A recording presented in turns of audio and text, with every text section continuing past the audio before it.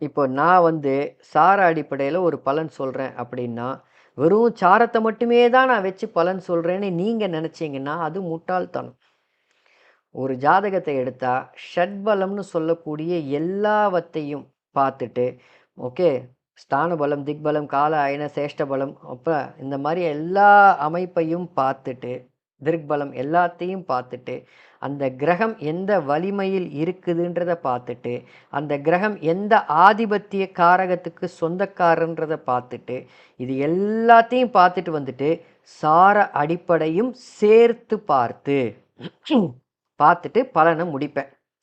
இங்க சாரம் இல்லைன்னு சொல்றவங்களுக்கு, சாரம் எங்க வேலை செய்யுதுன்னு சொல்ற அடிப்படைய நான் சொல்றேன். சுக்கிரன் இங்க 13 டிகிரியில சனியோடைய சாரத்துல இருக்கார். இப்ப நீங்க கேட்ட கேள்வி என்ன? என்னுடைய வாழ்க்கையில் அடுத்த நிலைக்கு என்னால் என்னுடைய ஆஃபீஸ்ல